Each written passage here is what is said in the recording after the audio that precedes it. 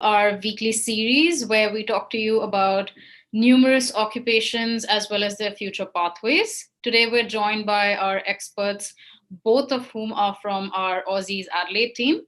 From the education team, we have Ms. Manpreet Kaur, who is a QEAC certified course advisor and education manager based at Aussizz Group Mawson Lakes in Adelaide. And she harbors a strong desire and passion to help international students achieve the best career outcomes.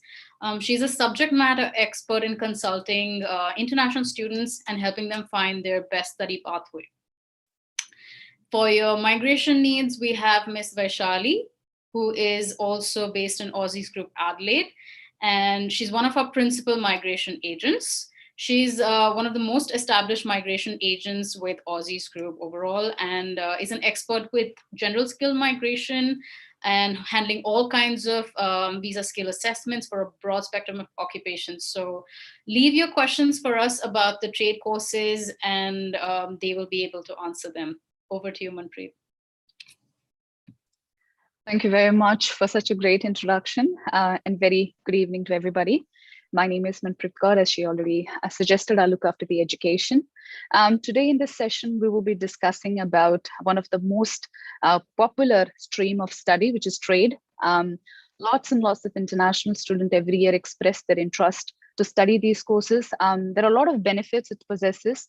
And today in this session, we will be discussing about some of the top providers, some of the top trade courses, what are their entry requirements, what are their pathways, things that will be making your journey for admission very clear. And we have Vaishalee who will be answering the migration related questions and advices on how your career pathway will be if you're going to study the course. So without wasting any time, I'll just quickly start by telling you about one of the main facts about the trade courses. A lot of international students should know that the trade courses is generally for 1 to 2 years duration. It starts off with the package. We start off with certificate 3, which is generally a 1 year leading to certificate 4, and then eventually diploma. So most of the trade qualification you will see are generally of 2 years. However, the student has an option to study that for 1 year as well. So, and the great thing about this course is that the lot of students who undertakes 4 years of apprenticeship can also just opt out to study, which will be equivalent to the same level. The other interesting fact about trade study is that it involves 360 hours of work placement, which allows international students to not just use the theoretical benefits, but also the practical aspects of it.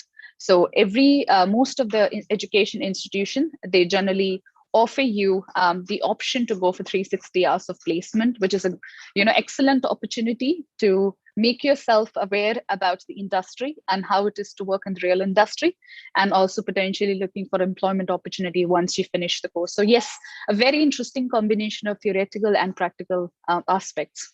The other thing is that it's one of the very, very essential part of the trade business. It's one of the key growth industry in Australia as well. And Australian government has been heavily focusing on creating more employment opportunities. So yes, it's very important that once you finish this course, you'll have the right career opportunity for yourself as well, as Australian government is also focusing more upon creating more opportunities. Other than that, yes, it's very, very much in demand. And good thing about is, irrespective of the age group, irrespective of the background, if you have an interest and passion of studying trade qualification, you certainly can pursue that passion and can study the courses. Here, I'll be talking about one of the key benefits to study the trade qualification. Let's start with the number 1, PR pathway. Well, one thing that international students wish for when they come in Australia is obviously if they have the qualification study from Australia, they generally want to understand if they can, look for the career pathways and eventually settle down in Australia. So trade qualification has been very, very well known for the fact that it offers permanent residency pathway, which is not as hard. I wouldn't determine that, but fairly easy, I would say, for students to kind of pursue for the shorter duration and look for the permanent residency pathway, which Vaishalee will explain in more brief how it is to be achieved. Second thing is this courses involve hands-on practical and theoretical training. As I mentioned earlier, one of the reasons that it's very, very popular is because it is a combination of practical and theoretical aspect. So you're not going to be just bored with the monotonous study. You start off with theoretical aspects, and you have a lots of practicals involved. So yes, it keeps you interested into the course because you're learning both the aspects, and of course, the employment benefits are another. Course duration, yes, it's one of the perk, as I mentioned, that you can either choose to study for the shorter duration. If, let's say, you're on a temporary graduate visa and you want to be into the trade qualification, for you, it will be a shorter duration of courses rather than being on the student visa. So yes, the course duration is also flexible. Some of the institution offers the fast track option. So all these kinds of flexibilities are available on the trade qualification, which is also why we have seen many students expressing their interest to study this course. Of course, work-based trainings is one of the essential part of the course, as every institution generally have the 360 fixed hours. In some of the cases, you might see 400 hours as well. So it depends on the trade qualification that you opt out for. But yes, there is a guaranteed 360 hours of placement if you are going to study the course. Affordability, yes, it's one of the key benefit you're getting. Many education institution has lots and lots of early bird discount, promotions going on. And anyway, the fees of trade courses are generally very affordable, and it's always in the range of maximum, let's say, $25,000 for the entire package. So obviously, for international students who are interested in trade, it's one of the most affordable option to study, which makes it more lucrative. And there's flexible payment plans. We have seen that many students request for monthly payment, or sometimes, every 3 months, every 6 months.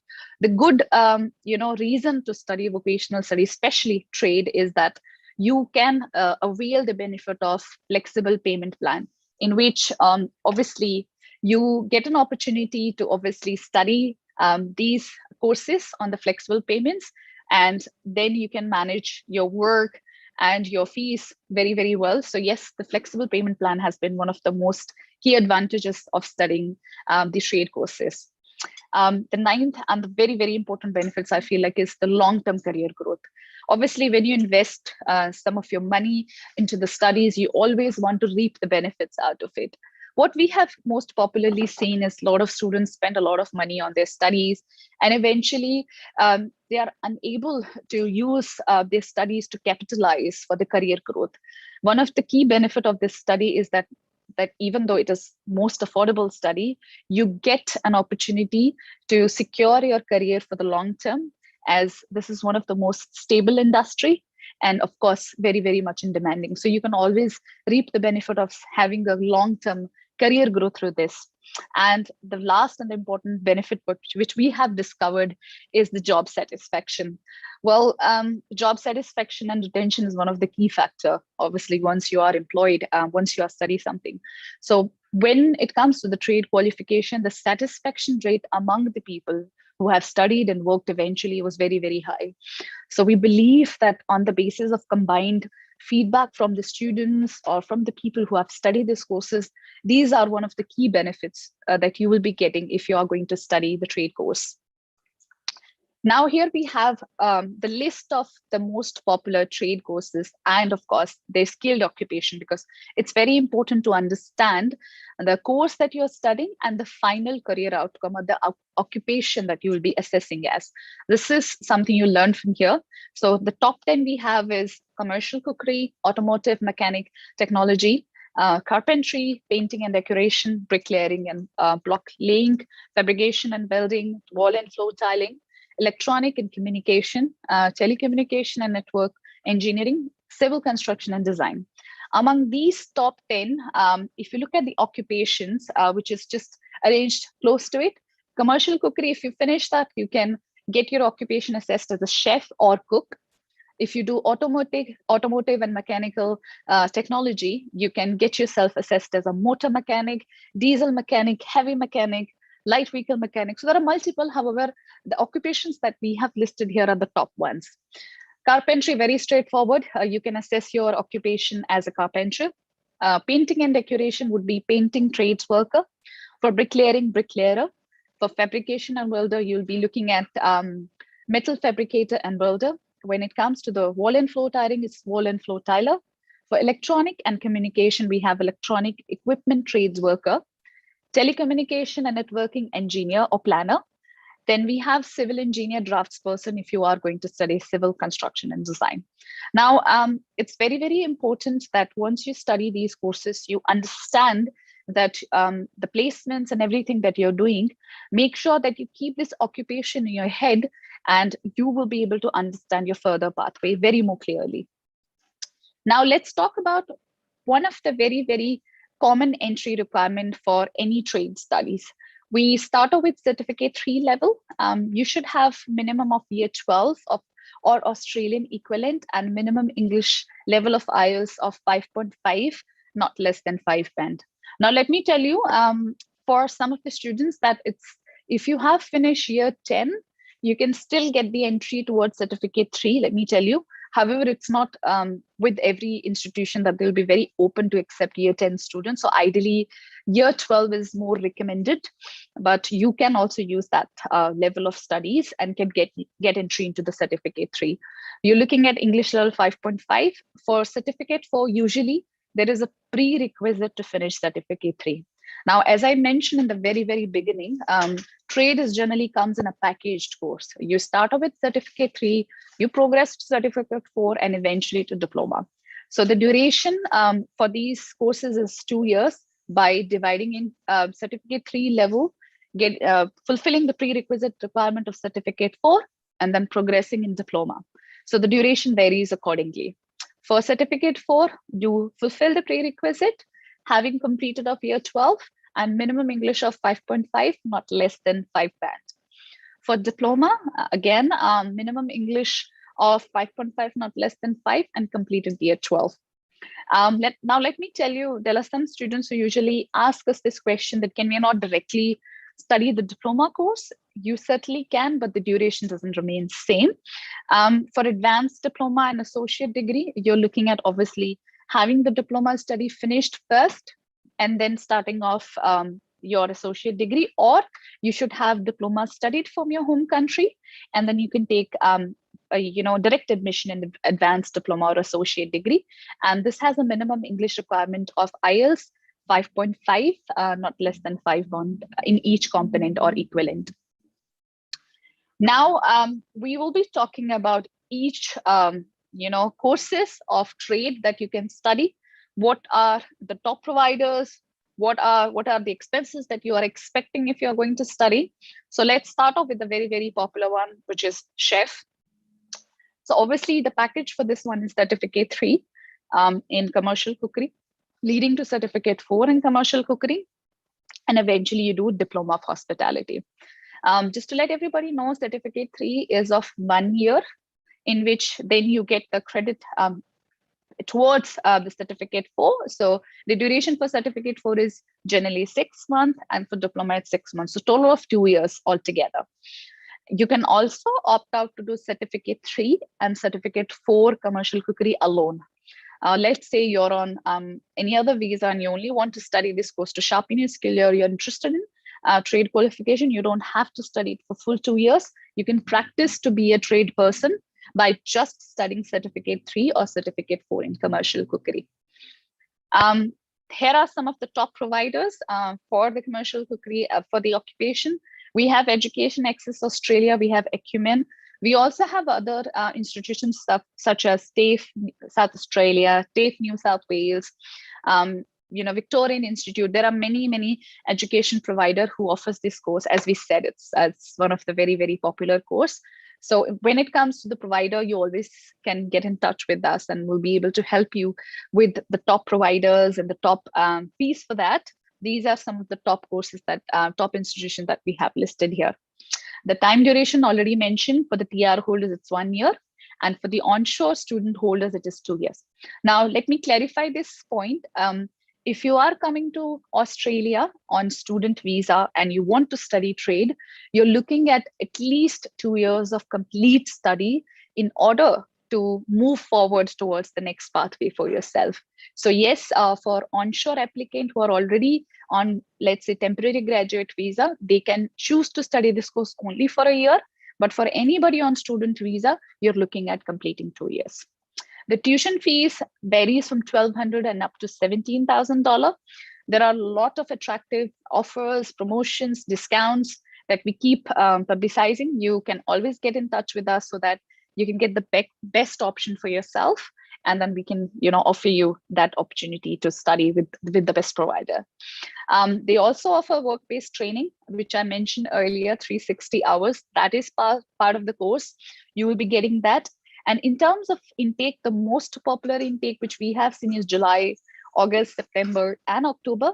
However, because it's one of the popular trade qualification, you can expect to have admission every month. So irrespective of their popular intakes, you can always get the flexibility in the start of the course as well. So yes, if you are interested to study the trade course and you'd like to study this month, next month, get in touch with us, and then we will be able to assist you with the admission process and can also possibly tell you the next available intake. Now, here are some of the career opportunities or the career outcomes you can expect when you finish the course. You can look at working as a chef, starting from the very, very basic level, can go up to the executive level. There are lots of levels to the chef. I think the people who are studying would know better. So you can obviously progress in the career wise if you are studying this course. Additionally, you can also work in different settings as a chef, such as nursing home chef, cruise liner, that's quite popular, reception center chef, restaurant, bistro, boarding school, dessert, hospital, hotel, motel, catering. So, you can work in different settings. As long as you're working as a chef, you can still avail the benefits, of if towards your permanent residency. Here is what we've discovered the top salary for the chef position. The most common annual package for the people who are pursuing this study can expect somewhere starting from 60,000 Australian dollar per annum up to 110,000 Australian dollar. Now, obviously, your experience and your work in Australia will play a very, very critical role here. So what we have seen is generally a lot of students are able to find the job opportunity while they are studying as well. Hospitality is one of the industry where international student has actively been working. So yes, you have a great chance that you can, avail the opportunity to start working while you're studying. And as soon as you graduate, you can look at getting a very lucrative package for yourself. And obviously, you can establish yourself in the real life if you are going to be studying and going through this. Weekly, you can say around 1,300 to 2,100 per week. Now, this is the projection in the upcoming future. How are we thinking that in the upcoming years, how the position of the chef looks like? What we have discovered is that it's one of the largest, it's on number 7 when it comes to one of the top industry. As you can see, the percentage is quite high. So obviously it's one of the top industry that Australian government has been paying close attention to and have been focusing a lot in creating opportunities. Yes, you are going to be in one of the top industry. Of course, the food industry is one of the essential and fastest growing industry, and with numerous opportunities for yourself. As we said that if you have studied, you're not going to be restricted to working in a restaurant, hotel or motel. You can always use your skills, can work in different settings, and can obviously, take the benefits of Australian studies. The rate or the growth in employment, which people have anticipated, is to be 19.5. Now that's quite impressive, considering that a lot of international students, when they study, they really want to make sure that once they finish the study, they have the right career growth once everything, the student visa or the student phase is over. And of course, chefs are highly in demand in Australia and in regional areas. So what we have seen is a lot of international students and a lot of regional areas have started to promote, their hospitality industry. Recently, we have seen lots and lots of movement of students coming from different parts of Australia and trying to move into the regional area. And all the regional area, the small towns, they're very, very welcoming towards international students working into the hospitality industry. So I'm pretty sure that you're looking at a very, very bright future when you finish this course. So I'm sure you would want to, work into this industry. If you are interested, you can always get in touch with us and we'll be happy to help you. Let's talk about the second popular one, which is motor mechanic. Again, as I said earlier, in the trade, you're looking at either 2 years of package or you're looking at certificate 3 or certificate 4. So in trade qualification, the second one is motor mechanic, the qualification that we have set. For this one, obviously, you're looking at either studying this certificate 3 at least for a year if you are on temporary graduate visa, or if you are on a student visa, you're looking at the full package studying this course. Now, the main institutions who offers this course are Berkeley International College, Australian Institute of Technical Training. We also have other providers. We have TAFE, we have Victorian Institution, we have Acumen College, we have Skills Australia. There are a lot more. We've listed down some of the top ones. The information is consistent with the last one. It is of 2 years if it is a student visa holder. And the prices for this one varies somewhere from 13,000, goes up to 15,000. However, it depends if you are going to study just certificate 3 or you're going to study the whole package. So make sure you're very clear with the duration also. Intakes for this one also, as I said earlier, every month. So institutions are very flexible to welcome students even in the middle of the intake. So yes, if you are interested at any point of time, you can contact us and we'll be able to get in touch with the right institution for yourself to see what's the right intake available. Coming back, one of the key opportunities in this one is to obviously work as a motor mechanic, auto mechanical technician, automotive technician. You also have other occupations that you can avail, which is heavy vehicle driver, light vehicle, diesel mechanic. There are a lot more as well. So yes, it's one of the very diverse industry, and you have option to study on various levels if you wish to. When it comes to the salary range for this particular one, you're looking at somewhere starting from 48,000 Australian dollar, can goes up to 65,000. There are lots and lots of workshops. What we have popularly seen that a lot of students who go for work placement in the different workshop settings for the trade, especially for the automotive, generally able to secure the job. Now, obviously, it totally depends on your skill set as well. But good thing about the work placement is that we have seen many students, especially in the automotive industry, getting the job after their work placement. So it's certainly a very, very good course to study. You're looking at an average income of 1,000 to 1,400 per week, obviously, depending upon your experience level as well. Talking about the key projection for this one, we're looking at job satisfaction and retention. As I mentioned, that what we have popularly seen, a lot of international students, once they finish their studies, or sometimes during the on-job workplace training, they're able to get the job or probably an experience. So when it comes to the job satisfaction and retention rate, it's quite high for this occupation especially. And obviously, as per the labor market as well, the projection of this industry to grow is up to 10 to 12%. Now, this is also a very impressive growth rate, because that indicates that the government is trying a lot to create opportunities for everybody. This includes international students as well. So obviously, the main focus of students is to learn practical and theoretical aspects of it. So good thing about this particular occupation is you're looking at a fair chance of getting employment after finishing. Of course, we have also seen that it's one of the broad industry, and in next 5 years, I also feel like that you can look at a great growth. Let's talk about the third one, which is Carpenter. So for this one, you're looking at studying certificate 3 in Carpentry, or we also have a package which is most popularly known as certificate 3 in Carpentry, leading to diploma of building and construction. Coming back to the top institutions we have is Orange International College, Victorian Institute of Technology, and including we have many other institutions as well. You can always get in touch with us to understand which one is better for you. Duration varies from 1 to 2 years. Now for Carpentry, let me tell you, my friends, there are some institution who also offers the Carpentry certificate 3 alone for 2 years. Some offers in a package.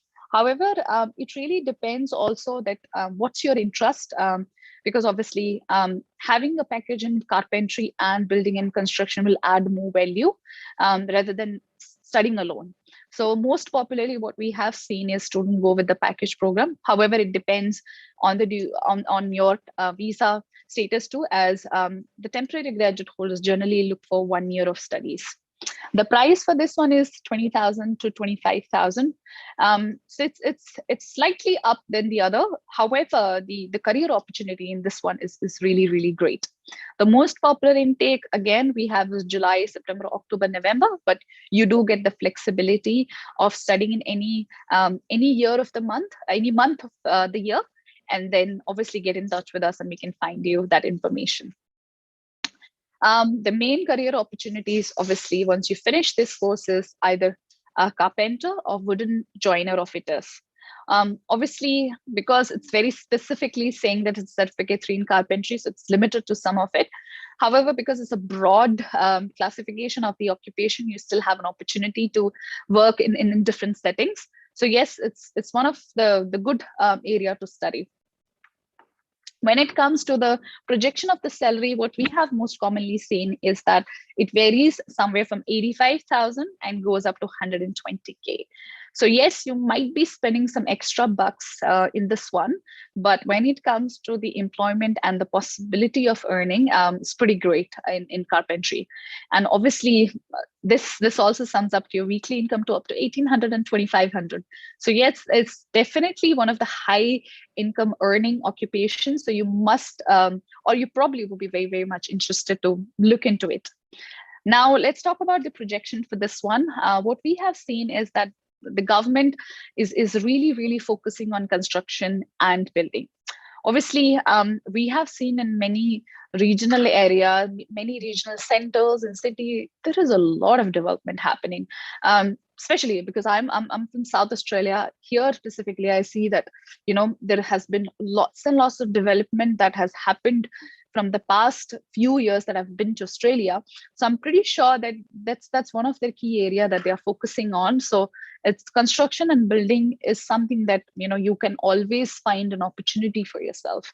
So talking about the broad industry perspective, I believe that because it's one of the high income earning occupation, it's worth trying to get into this area if you are interested. And also, according to the labor market, the projection or the growth for this one is 16 to 18%, which is quite high in comparison with the others. So obviously one of the very good course to opt out for. And obviously the employment opportunities in construction and carpenter areas, the government is paying attention, obviously, because when there's a lot of infrastructure or construction or opportunity comes in, they always advertise these opportunities to international students. So it's not that you're not going to be getting the benefit of studying and working into this industry. So yes, you should give it a go and try for this one. Let's talk about the fourth one, which is painting, trades, and worker. For this one, you are looking at only studying certificate 3 in painting and decorating. We have some providers here, which is Gen Institution and Howard College. The duration will be 2 years for this one. Now, for certificate 3 in carpentry, for painting and decorating, you can also request to see if there is any fast track option available if you're on temporary graduate visa. If you get in touch with us, we will certainly be able to help you to understand which institution offers the fast track option so that you can finish it in less time. But for any other student visa holder, you're looking at spending 2 years to study this course. When it comes to the promotional prices, which is the current onshore promotion going on, is somewhere from 12,000 and goes up to 18,000. So very affordable course. And intake, I'll say monthly, and the popular ones are already listed in the presentation. The career opportunities for yourself when you finish this one is to work as painting, trades worker, industrial painter, commercial painter, or just a standard painter. So of course you can work in a different settings. Every commercial or household or every place of construction will be looking at obviously somebody to help them out to nicely paint their houses. So obviously you have an opportunity to work in different settings. So once you finish this course, you have the opportunity to either work on commercial level, on residential level, or you could just be a painting trades worker as well. Now, when it comes to the salary projection for this one, you are looking at about 50,000 Australian dollar to up to 65,000 Australian dollar per annum, or weekly, say around 1,350 up to 1,450. So yes, you're earning fairly, really well through the studies as well. Now, let's jump to the next one, bricklayer. It's not a very popular choice of course in some states, but it's definitely very rewarding because of the employment opportunities. So in order to be a bricklayer, you're looking at studying certificate 3 in bricklaying and block laying. We have a couple of top providers. One is Harvard College, another one is Melbourne Polytechnic. The duration for this one again vary from 1 to 2 years, and the price vary from $17,000 and goes up to $27,000. The major intake, what we've seen for this one is July, September, and November. And as I've been mentioning earlier too, if you want to study urgently, we can make that happen. Now, when it comes to the salary range, what we have discovered is that you can look around 70,000 to up to 75,000 Australian dollar per annum, which is great. And also the weekly income of 14,000 to up to 1,500. So as I said, it may not be one of the popular choice, but when it comes to the remuneration and the possible employment and salary, you're looking at one of the high salary earning occupation, I must say. Now we have the next one, which is metal fabricator, welder, and pressure welder.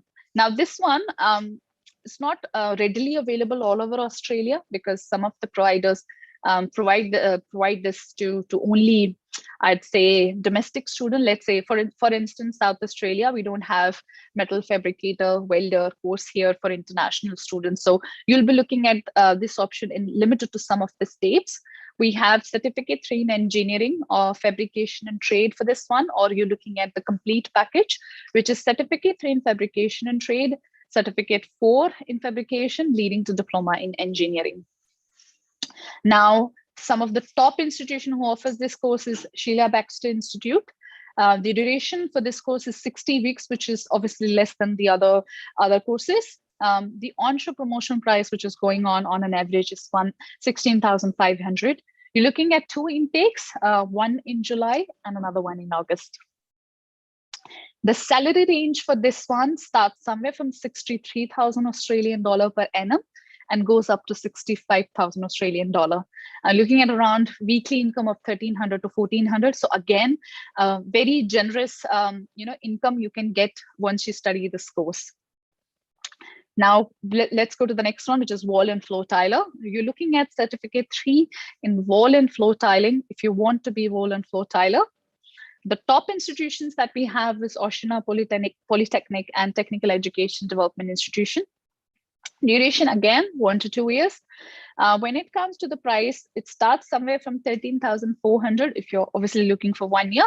If you're looking for the complete 2 years, you're expecting to pay more, so it can touch up to 25,000 Australian dollar. The intake, again, flexible. You can either opt out for every month. We can disclose that information if you approach us, or the most popular one is August, July, September, and October. Now, salary ranges for wall and floor tiler, what we've seen is starts from 51,000 and goes up to 60,000 Australian dollar, and which is obviously is one of the way for you to generate the generous income. And weekly would be less than that, so roughly in the range of 1,300 to up to $2,000 per week. I think the anticipation here is strong here, so don't mind about this part. Now we have the next one, which is electronic equipment and trades worker. For this one, you're looking at certificate 3 in electronic and communication, or if you are going to study the package, then it's certificate 3 in electronic and communication, leading to certificate 4 and eventually diploma in electronic and communication. Now, main institution for that one we have is the PERIO Institute, Technical Education Development Institution. The course duration goes from 1 year, goes up to 69 weeks, depending upon obviously your visa condition. And the promotion price for this one is 15,000, goes up to 18,000. The main intake we have is every month. I think by that now you already be remembering this, and I think you guys would be like, this one information, but just let me tell you, it's very basic for all the trade qualification generally. However, just to make it easier for you guys, we've tried to split down the information for each occupation so that you understand it very, very briefly how it will work for you guys. When it comes to the salary range, the average anticipation for this one is somewhere starting from 50,000 and goes up to 65,000 Australian dollar, and looking at weekly of 1,200 to about 1,400 per week. Now we have telecommunication and network engineer. With this one, we have two courses that you can study. One is Advanced Diploma of Telecommunication and Network Engineering. The other one we have is Diploma of Information Technology, majors in telecommunication and network engineering. Now, this course is quite popular, is gaining the popularity also, because what we have recently seen that the employment rate for this one has been gradually increasing post finishing the course, which is why telecommunication has been one of the popular choice, of course, for many students too. The top providers we have is Milcom Institution, Harvard College, but we do have an option to study with other institutions. So let me tell you guys, we have only listed the top ones, but that does not mean you only have an option of studying in these two institutions. We have many institutions. So you can always get in touch with our team. We are available to talk with you and provide you the flexible options in terms of your availability too. So let's come back to the duration. It's again 2 years of program. The promotion price or the average price for this one is generally 13,000 and goes up to 15,000 Australian dollar. Intake again every month, or the most popular one would be July, August, September, and October. The salary range for telecommunication field technician generally starts from 50,000 and goes up to 65,000. Now, obviously, there will be a huge role of your experience and skills into that, but obviously, this projection is basically for the entry level person and goes up to somebody who's an experienced person. With that, the average income comes down to 1,200 to 1,400. Now here we are talking about the last one, which is civil engineering and draftsperson. Now for this one, you're looking at studying Advanced Diploma of Civil Engineering and Construction Design. Now, of course, it's one of a very lucrative career. Rather than having to spend 3 years studying bachelor's, 4 years studying bachelor's course, which is obviously quite expensive as well, especially somebody who wants to be in one of the line of civil engineering or wants to be a draftsperson. Good thing is you can just study Advanced Diploma of Civil Engineering and can work as a civil engineering draftsperson. The main top providers for this one we have is Danforth College and Knowledge Education. The duration of this course is 2 years. Currently, we have an average range for this course, which starts somewhere for 20,000 and goes up to 2,440. We also have one of the very popular provider for this one, which is TAFE Australia, TAFE South Australia. They also have this program available in other parts of the TAFE. So you would want to get in touch with us if you want to know the institution who offers this program. Intake for this one, we have only 3, July, August, and September. So we can still check for you guys if you're looking for flexible or mid-year intake or anything other. But other than that, for this one, generally, we only have 3 most popular intake available. The salary range for a civil engineering and draftsperson is generally 60,000 Australian dollar and goes up to 75,000 Australian dollar with the weekly income of 13,000 to 1,500. Now, I know there's a lot of information to process here because we've discussed about 10 occupations. We have discussed about what are the key trade areas, what are the benefits. Obviously, you'll be getting to study the program. What are the projections, growth opportunity for yourself? What are the employment opportunities, the possible work that Australian government is putting towards creating employment for people in trade qualification. I'll be now requesting Vaishalee to soon start discussing about the permanent residency pathway through trade studies. And thank you very, very much for your interest to listen to the part where I'll be sharing the information about the study options. Thank you very, very much. Over to you, Vaishalee. Thank you, Manpreet. So now I'll take from here directly towards the migration process. You have definitely explained a lot about these courses. Once students have studied the courses, of course, the first thing they will be looking after is how to get the skills assessed, and they will be looking after the possible nomination pathways in different states. For the viewers, I would quickly like to summarize the skill assessment process based on Australian and overseas qualifications. And then I'll quickly brief the current scenario with states. Some states have pretty good options these days for a state nomination, 190 or 491 visas.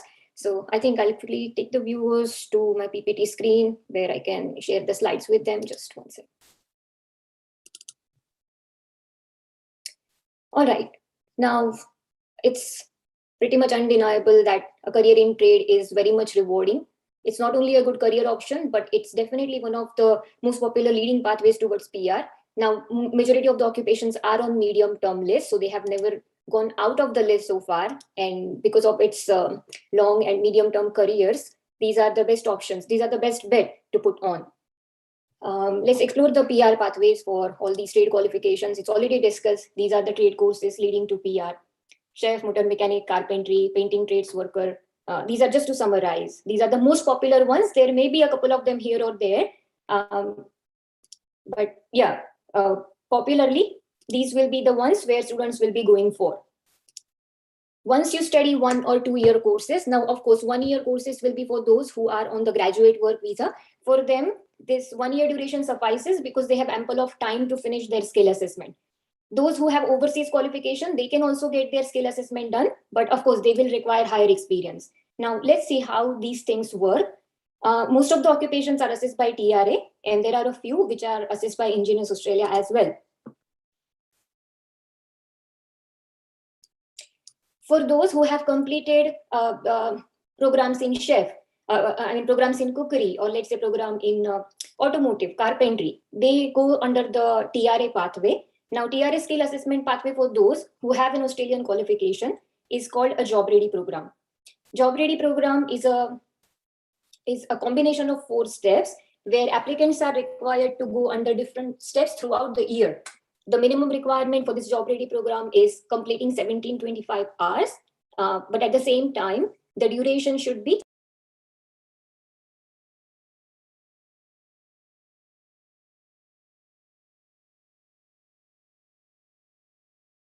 Sorry to interrupt, Vaishalee. I think you are on mute right now. Sorry about that. Yeah. Now, for those who have a 2 years qualification, they can definitely go through 1 year. But there are some applicants who don't have qualification. Instead, they have ample of experience. For example, we have seen many motor mechanics who have a good number of years of experience in their home country, and then they come to Australia to study. So for those who don't have a qualification, but who have a good number of years of experience, they can go through the RPL process. What an RPL is, to be short, it's a recognition of prior learning. So based on your previous experience, you can get a certificate in that particular trade. Your previous years of experience will be considered. You get a proper certificate 3 or 4 in that trade, which can be used for the migration purpose.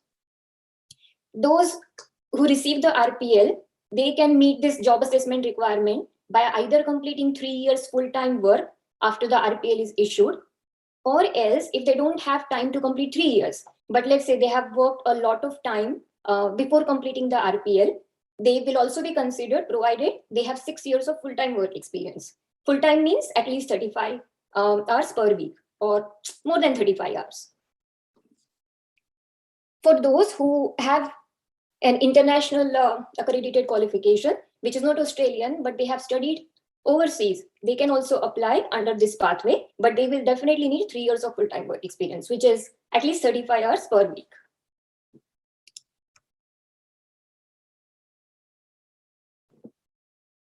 Okay, now this is the typical JRP pathway.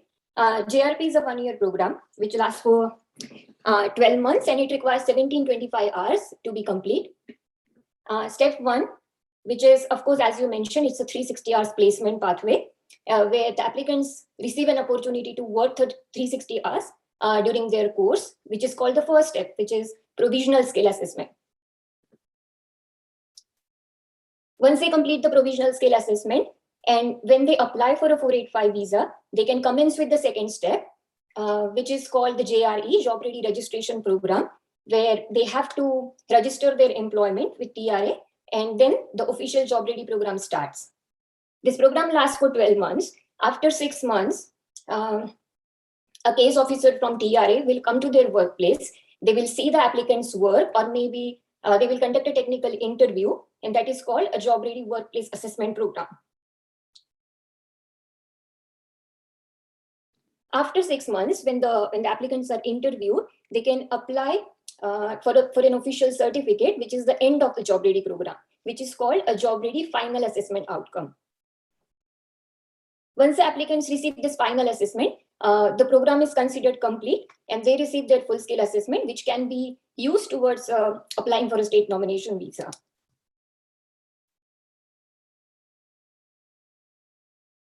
Now, these are the occupations, those occupations which are not assessed by TRA, but which are assessed by Engineers Australia. They can either go through the accreditation pathway. For example, I think the course that you mentioned in TAFE, Civil Engineering Draftsperson, that is an accredited course. So if applicants study this course, they will be considered an accredited course, and then they can just apply for a qualification assessment. They get this positive scale assessment, and then they can apply for a nomination. If the qualification is not accredited, but I think it's relevant to the bachelor's level, so they have to write the CDR and all, but majority of the trade courses, they are accredited with Engineers Australia, of course. So the usual pathway will be complete your studies, apply for a skill assessment, either through job ready program or through experience basis, and then your PR pathways will start. When it comes to PR pathways, as I said, majority of the occupations are on medium term list, and that's why they would qualify for 189. When it comes to 189, you have to lodge an expression of interest, and then you have to wait for an invitation. Of course, these days 189 is too difficult. You have to have high points. There is a long wait time because the queue is really long. The invitations are rare. So 189 may be an option, but not very much reliable. Instead, applicants can think for 190 or 491. So I think a state comes into a picture when it comes to a state nominated visa. Or else, if they're already working here, they can be sponsored by an employer. There are different employer sponsored visa options available. 407 training visa, which can be granted for up to 2 years. There is a 482 skill shortage visa, where applicants definitely need 2 years of previous experience. But if they have 2 years of previous experience, they can be sponsored for up to 4 years. Then there is 494, which is a skilled employer sponsored visa, which is up to 5 years, which is similar to 491, but the employer needs to sponsor them, provided the applicants already have 3 years of experience. And then there is 186, which is an employer nomination scheme, which is a direct PR. Applicants need to have at least 3 years of experience, but then fortunately it's a direct PR. So if there is an employer willing to sponsor you, you can be sponsored under 186, which is the best bet, but you definitely need previous experience. Now, these are the skill assessment authority, and as I said, majority of them are based on medium and long-term list. So no harm in choosing those careers, because they are definitely rewarding, and they are going to stay there on the list as expected, because it's a long-term planning. Majority of them will be assessed by TRA, and the rest by Engineers Australia, of course. Now let's see, there are different pathways, 190 and 491. I'll quickly explain which state has what current requirements, and then how these requirements would be compatible with the trade courses. If we talk about Victoria, recently Victoria has announced their new requirements. They are currently targeting critical sectors only. Now they have given a list of target sectors, which is health, medical research, life sciences, digital agri-food, advanced manufacturing, new energy, etc. So if applicants are working in these occupations, they are the ones which will be targeted for 190 or 491. It also means that you may be working, you may have a skill assessment in other occupations, but if you're directly linked to these supply chain industries as well, they may be considered for 190 or 491. For example, we had an applicant who had an assessment as a mechanical engineering technician. Or I don't remember on the top of my head. He was assessed as a technician, but then he was working in a COVID manufacturing plant.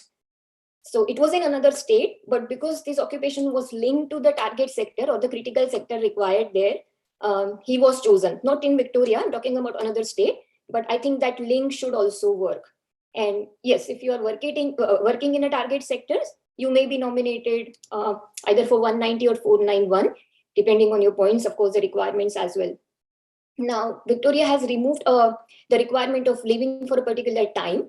The nomination criteria is you should be living in Victoria, but then, of course, working in Victoria in a target sector using your STEM skills. So applicants working in, let's say, science, technology, engineering, maths will be targeted first, or will be chosen first, I mean. This is about Victoria. When it comes to New South Wales has recently introduced its new requirements for 190 and 491. For 190, applicants should be living in New South Wales for at least 3 months, and they should have their occupation in one of the target sectors. They also have a list of target sectors where, fortunately, trade occupations are available. So this time, trade occupations do have an option for 119 NSW. It will also depend on various factors, for example, points and all. But the occupation is there. If you could prove that you are working in that nominated occupation and you have lived in Victoria for at least 3 months, there are chances for 190. For 491, they have introduced 3 different streams. The first stream is for those who have been living and working in the nominated occupation for at least 12 months. There is a combined list of occupations. If your occupation falls under that list, and if you have worked and lived there for at least 12 months in a region in NSW, you will be given first priority under the 491 pathway. Second stream is for those who have graduated from NSW. So if you have graduated from NSW, where the education provider was in an outer region, I mean in a designated area in NSW, you can apply under the stream 2, where your application, where the nominated occupation should be on one of the region's lists. And the third stream is also available for outsiders now, which is the best thing. I think applicants living in other state can benefit of this stream. There are many who have a positive skill assessment and who do not meet the requirements of the state they are living in. They can register an interest under this stream.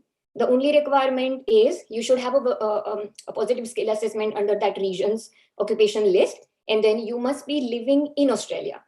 So those who are residing overseas, of course, they have no chance right now. But if you are living somewhere in Australia, not in NSW, you can still submit an ROI, that is registration of interest.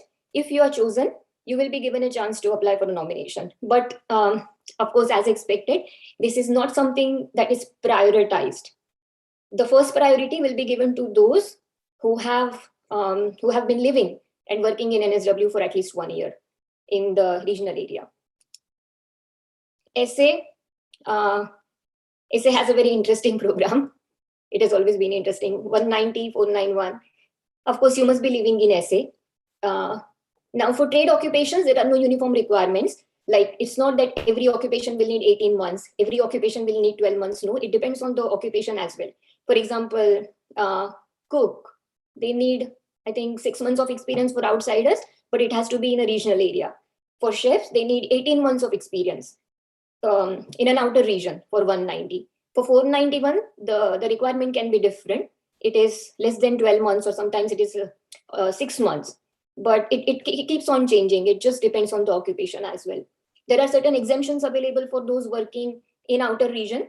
For example, if you are not meeting the requirement, but if you are working in an outer region, you will still be nominated for 491.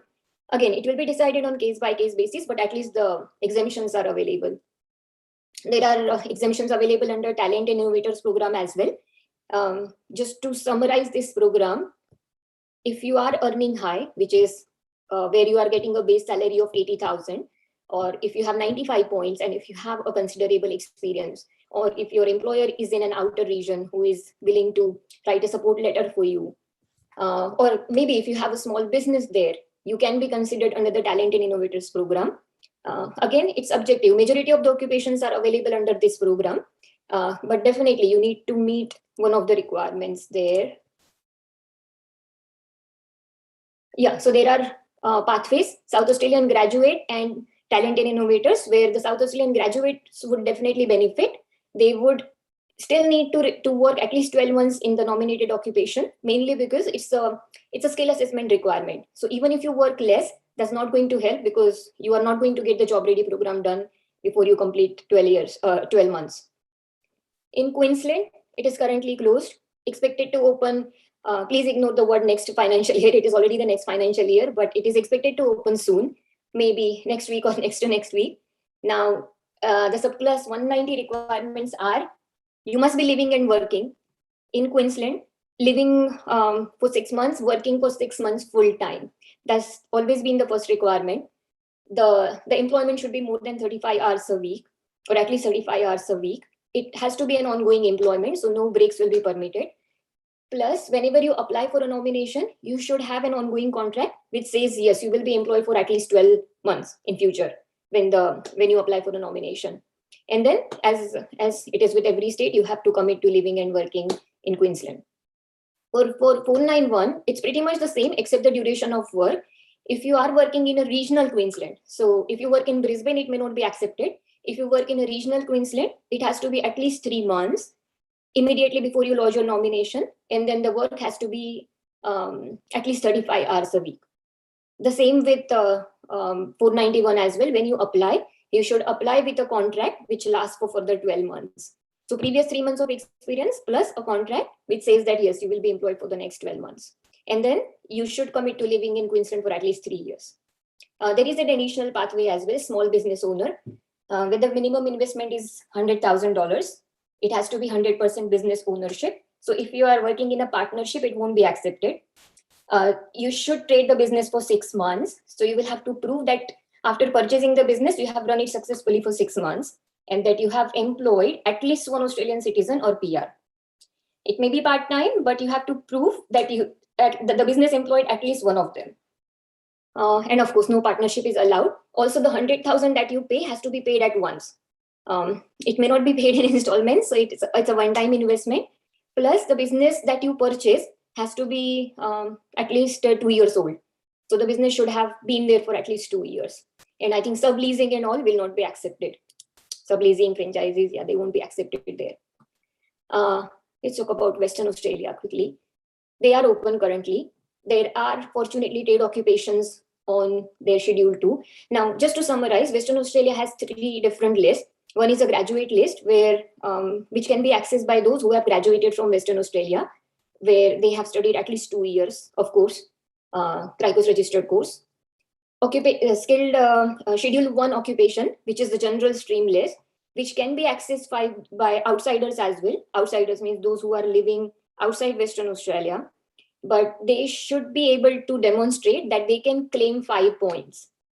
So if you are, let's say, working as a chef, but if you have worked for 1 year and you could demonstrate that you have been able to claim 5 points working as a chef, you can access the Schedule 1 list.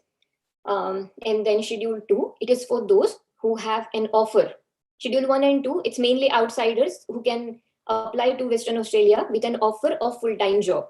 So if a trade person has a full-time offer in Western Australia, which lasts for 12 months, the offer should state it will continue for 12 months full-time, they can access these lists, except the graduate list. Graduates have an option to the graduate list, which is always available there, provided they have 6 months of employment or they have an ongoing contract. As I discussed, there are general stream, graduate stream. Yeah, so these are the real requirements. For those who have graduated there, they must be, of course, living in Australia. They should have either 6 months of paid work experience, or they should have 6 months of full-time job contract in Western Australia. Either of them will be accepted. For those who have not graduated from Western Australia, they should have at least 1 year Australian experience or 3 years of overseas experience, where they can show that they can claim 5 points from these the skill experience. And then they have 12 months of full-time job contract in Western Australia. That the full-time job contract has to be in the nominated occupation, which is at least 35 hours every week. This is just the financial capacity. So if you are applying from outside, not in Western Australia, you have to show financial capacity for you to survive, which in fact is a very good option, because the Schedule 2 list can be accessed by those who have not graduated in Western Australia. But fortunately, if you have a job contract, it will be easier. It will still depend on points. Western Australia has a category as a ranking system. Even for its own graduates, those who have applied, they will first look into points and then the date of EOI. This is how they will be prioritizing applicants. Northern Territory, again, Northern Territory is also a very good option. There are good number of trade occupations available, starting from chef. I think chef should be available everywhere now, but the other uncommon occupations like painting trades worker or pressure welder and all, which can be easily seen. I understand there are not many applicants working in studying these courses in Australia, but maybe they should be looking towards these options if available here in any state, because there is a good pathway, and because of it has not been chosen by many applicants so far. I think it would be less competitive in future. And then the only challenge will be yes, finding a job here. But because these are trade occupations, the opportunities will still be available. The only thing is, yes, they should be working in these occupations for 12 months. These are the general requirements for Northern Territory. If you study there, relevant 2-year study in NT, and you continue to reside there after your studies. That means you complete your student visa, you apply for a 485, you continue staying there for 6 months immediately after the course completion, and you demonstrate genuine job application efforts. So you have to keep looking for a nominated occupation job. In the end, you have to show to the government that you have made enough efforts to have a job in this occupation. But this is all we need for subclass 190 application this time in NT. Those who cannot meet this requirement, like those who cannot display that, yes, they have continuously lived there for 6 months, or who have not been able to study 2 years, they can apply under 491. After completing 2 years of study, if some applicants may not have time for a 485, or there are many applicants who have moved to NT on their 485 or after their 485. They may not get a 485 once again. In that case, complete the course, but you may be eligible for 491. Otherwise, those who have not graduated from NT, for 190, there is an option of 2 years relevant work experience in Northern Territory and relevant 1 year job offer in Northern Territory. So 2 years plus 1 year job offer. For 491, there are two options. One is if you had applied before 1st of July, the requirement was you must have lived in NT for 6 months and you have at least 6 months of relevant job experience. Plus you have relevant 1 year job in Northern Territory. So experience plus offer would be highly important. After 1st of July, things change. The living requirement change, especially you have to be living in Northern Territory for 12 months and you should have 6 months of relevant experience in the last 6 months of these 12 months. And that is how you would meet the requirement, of course, along with a job offer in a relevant field. So working in nominated occupation will be highly essential when it comes to Northern Territory nomination.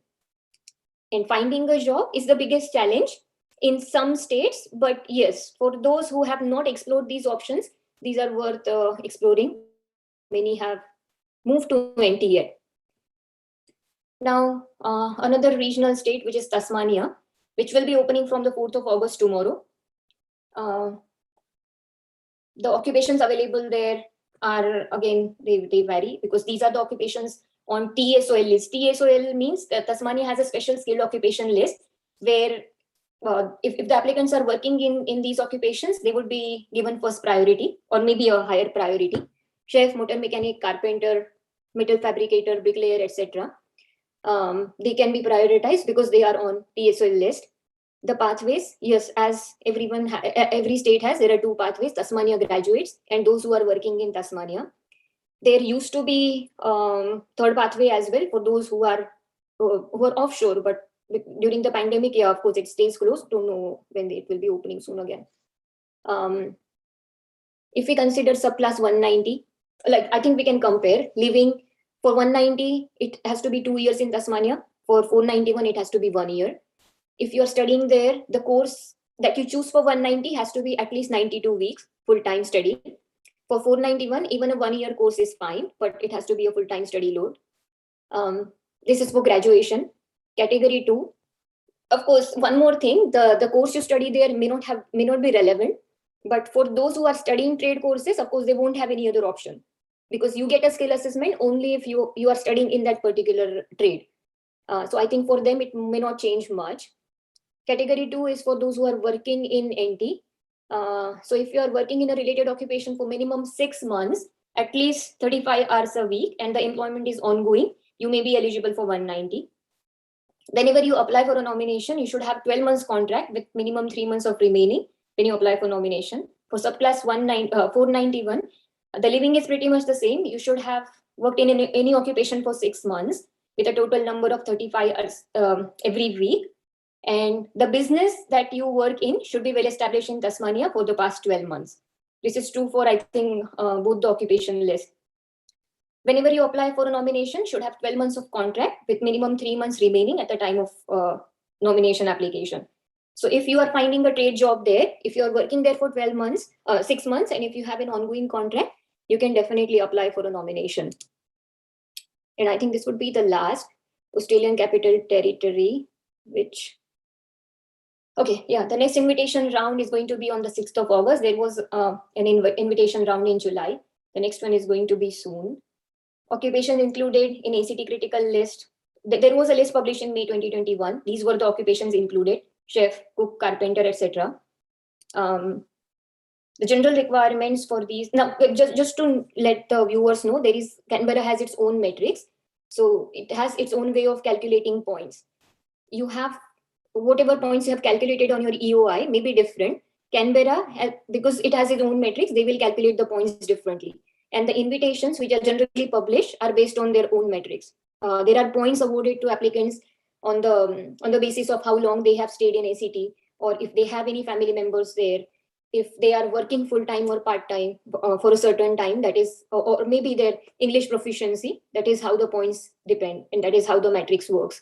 Now, just to let you know the general requirements for 190 and 491. For 190, applicants must be living for the last 6 months immediately before they submit the matrix. For 491, they should have lived there for at least 3 months. So time is shorter for 491. For 190, the work experience requirement is minimum 6 months, at least 35 hours a week. For 491, flexible, minimum 3 months of employment with part-time work, which is at least 20 hours every week. But it has to be immediately before submission of matrix. So you just have to make sure there is no gap there. For 190 and 491 both, applicants need to make sure that the occupation appears on ACT critical list, which keeps on changing. Of course, sometimes there are occupations added, there are occupations removed. It depends on the current needs of the state. But at the time of application, the applicant should have a nominated occupation on ACT critical list. This may not apply if you are a primary holder of 457 or 482 work visa, which are the employer-sponsored visa. So if you have an employer in Canberra who has sponsored you for 457 or 482, you may not need to worry about the occupation being on this list. And once the cap is reached, no invitations will be given further. Canberra has a quota. Let's say, for example, mostly it would be 5 seats per applicant. And like every round, there will be less than 5 invitations given. Once the invitations are done, there won't be any more invites under that occupation stream. This was a general overview of all the states. Now, applicants, just to summarize, applicants can start with a skill assessment quickly. They need to make sure that they have enough time to complete the process. For example, if an applicant is on 485, they need to make sure that they complete 1 year course in time. They have enough time to complete the 1 year post-qualification experience requirement, and then they have time to be invited for a state nomination. If they don't have time, of course, there are options, but this will definitely take at least 2 years for those who have studied from Australia. Or those who have studied a 2 year course will have an opportunity to apply a 485. They will have 18 months time to meet the work experience and state nomination requirements. So time management is also very critical. If you come and visit us in person, of course, we will be sharing our thoughts on how to get these things started quickly, or how in what ways you can save our time. But maybe, if you know what state is requiring which trade occupation, I think you may also decide where to study and then what could be the best possible course choice for you. So I think, this would be ending my session here. If you have any questions, you can contact us anytime on this number or through email, or we are always available over our office landlines. So I think, Manpreet, I can, or maybe we can go to the question answers now. I'll just stop sharing. Yeah, certainly. Would like to see your beautiful face first. Is my video And closed? oh, yes. Okay, sorry. That's all good. Yes, I think we can answer some of the question. I can see some people asking about some of the questions. I think we won't be able to audience address all of it because we have to, make sure we answer the top ones. But rest assured, we will get back to you on each comment that you have posted, and then we'll get back to you with all the answers. So I think many of the questions are migration related, Vaishalee. So I may have to ask you only. So That's I'm just going to start with the top ones. We have someone asking that I have a 95 points as a motor mechanic working in Sydney from past 14 months. My chances of 190 in New South Wales. Thank you. okay. Now that they have recently started the process, maybe what you can do,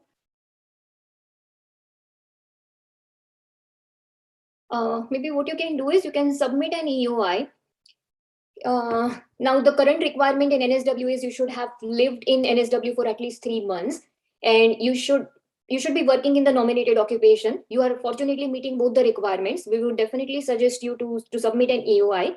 The process with NSW is they will look into your EOI. If they think you qualify, they will send you an invite to lodge a nomination application. But yes, with 95 points, it's definitely worth taking a chance. And now there are higher chances.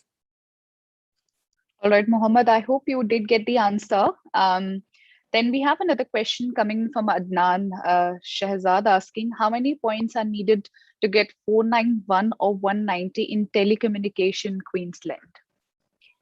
Okay, Queensland, usually the requirement is, for 190, the points requirement is high. Last time when they were open, the points requirement was 80, at least for 190. For 491, I think even 65 points would suffice. But you also need to meet the work experience requirement. For 190, you should be working in the nominated occupation for at least 6 months full time. And for 491, you should be working at least 3 months full time. Again, unlike many other states, Queensland has a very short window of EOI openings. Like they open for a certain time, maybe for a week or two. You have to submit your interest and then it closes. So if you miss that window, you will be looking forward to the next window opening. So we have another one. We have been bombarded with some questions. Vaishalee, you're popular. We have we have another one which says, what's going on with Automotive 491 Victoria? So what I understand is, what's the requirement for Automotive for 491 in Victoria? Okay, now currently, as we covered in the slide, they are targeting, they are prioritizing the target sectors. So if anyhow your job is you should be working in one of the target sectors there. If you think your job is related to one of the target sectors, even in the supply chain, you can submit an ROI. And then see if you can wait if you are being invited, but it definitely needs to relate to a target sector. So automotive, I doubt whether it will be in an required industry. All right. I hope you did get the answer, Astha.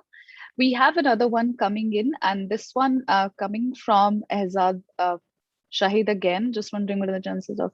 I think we have already answered him. You already have answered the question. We have another one coming which says, as we only have 85 seats available for trade courses in Western Australia, what are the possibility of electronics and communications? Electronics and communications, I think it is one of the occupations on WA's list. It depends whether you are a graduate or not. I think, yeah, if it is available on Schedule 2 list, you will need a job offer. You should have an employer is willing to offer you for at least 12 months full time. If you could show, I don't know where you are right now, but if you could show that you have an offer from Western Australia, they may consider you for either 190 or 491, but you need an offer full time in the nominated occupation. Thank you, Vaishalee. Raheel, I hope you can get in touch with our team and can understand your pathway from here onwards. You can also leave your contact details in the comment section for us to reach out to you as well, so that you can book an appointment and understand your path more clearly. Vaishalee, I have one more question coming in here from Sam. 190 for cook. How many points required? Living in Sydney for last 5 years and working as a cook. Okay, of course it is. When it comes to NSW, the higher the better. But if you have been living for the last 5 years, if you have a positive skill assessment, I think you should definitely submit an EUI for under the new requirements. Now it's one of the priority sectors, so you can, if you have lived there for at least 3 months, if you have an ongoing skill employment in the nominated occupation, of course there are chances. It also depends on points. I don't know how many points you may currently have, but yes, if you could try for a higher point, there is an increased chance. Cook, maybe, or also I think if possible, you can get your skill assessment done as a chef. I don't know if you have a certificate for or not, but chef will definitely have higher chances. All right, Samuel, I hope you can get in touch with our registered migration agent to understand further. I hope this answers your question as well. There is one more coming in. I mean, there are some questions coming in for you, Vaishalee, but I think some of them are targeting other occupations, not trade. So for those who have questions around other occupations, but not trade qualification, we will get back to you as soon as we can, and try to leave your contact details in the comment sections. We are trying to address the trade related questions here. So I hope if you have more questions coming in, we'll be live for another 5 minutes, and we'll try to answer maximum questions from here. I have one person here named Karan Nanda asking, Chef 190, how many points needs to get invitation? He hasn't mentioned any specific state or anything, so it's quite vague in here. I hope it's just the standard requirement. I think, Karan, you may have to specify what state you're looking for. So we'll just pass this question. Sorry, Vaishalee. I'll just address the another one. Okay.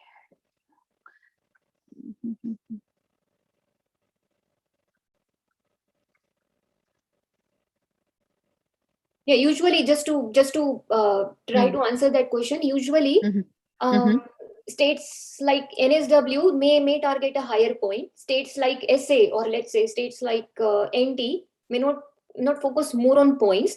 As long as you are meeting the residential and work requirements there, you may be eligible even with less points. Of course, 65 is the minimum. Yeah, he has answered back in saying that he's asking for New South Wales. Yeah, New South Wales is a higher point requirement. You can try with your English, you can try with NATI, whatever the best possible option is to improve your point score. You will definitely get 5 points if you have completed a JRP or if you have previous experience. But when it comes to NSW, yeah, it's definitely in your interest to try for the highest level of English. If you could also try to increase your points by doing the NATI test. Well, I hope, Karan, now you have the answer. You can get in touch with us to get the further clarification. We have one comment coming from Gurvinder Singh asking, what trade occupation would you advise for people residing in Western Australia? What should be the most popular choice for them? Okay. Now, if they're already residing, you can access, if you have studied there, maybe you can access the graduate work pathway. I can quickly let you know what trade occupations may be currently available there. Chef, I think, won't be an issue. Electronics trade worker won't be an issue over there. Civil engineering draftsperson is available there. Electronic instrument trades worker is available there. Motor mechanic is available there. So I think you can target these. These are the most common ones where it is easy for you to find an employment as well. Western Australia has a very big hospitality industry as well. So by any chance, if you're interested in hospitality, there may be ample of opportunities to work as a chef there. Or maybe why not explore an option which is uncommon, like associate degree in civil engineering or an advanced diploma in civil engineering. And I'd just like to further add to Gurvinder that also try to look for what's currently lots of international students are getting employed in. As we've discussed in our presentation as well in the very, very beginning for the study options, we have mentioned about some of the key industry projections for some of the popular trade courses. You might want to just go back and check those because I think it also would depend that once you finish the studies, to see that in what areas you see most of the international students getting their employment in. So how Vaishalee has advised you that look for the areas which are uncommon, the occupations where a lot of students may not have expressed their interest to study, occupations such as chef, automotive, painting, horticulture. These ones are one of the very, very popular ones going on. And so just try to approach the uncommon one, I guess, as she has suggested. I hope things work for you. We will be soon wrapping up our session. Before that, we'll just address one last question. Asked by Fatima that what about motor mechanic family sponsor 491 visa Queensland? Okay, now if it is 491 family sponsored, it does not have anything to do with a particular state. State 491 is a separate visa. 491 family sponsored, you can receive an invitation regardless of which state you are living in. But 491 family sponsored may not have high chances these days. First thing is the invitation rounds for 189 and 491 family sponsored are almost rare these days. The frequency is too low. Even if they invite, there are a lot many applicants already in queue. So even if they start the invitation, it's going to be really long before you are invited. And of course, the highest points will be chosen first. If you have 95 points, 100 points, including the family stream points, you still have a chance, but it will definitely take longer. I think it is better to explore the state nomination options, where states will be easily accepting you if you are working in that particular state. Almost every state is open for trade occupations. And I'm pretty sure if you have completed your JRP here, you must be employed in that particular trade. So I think state nomination will be quick. Thank you very much, Vaishalee. Thank you very, very much for all the information that you have provided in terms of the permanent residency pathway. And I hope, guys, you have also liked the education part and understand how these courses eventually shape your career towards a permanent residency. So we've tried a level best to cover all the information. I know it was a lot to process. You might as well want to go back and recheck the video again. If you still have questions, you can leave your comment and contact details. Please do not forget to put your contact details so that we can get in touch with you. And if you have any questions, you can always get in touch with me for the admission related or any other team across Australia. And for migration, Vaishalee has already shared her contact details, and you can also get in touch with other states if you wish to. Thank you very, very much for watching this session. I hope you have enjoyed, and I hope you have a great evening. Thank you very much. Thank you.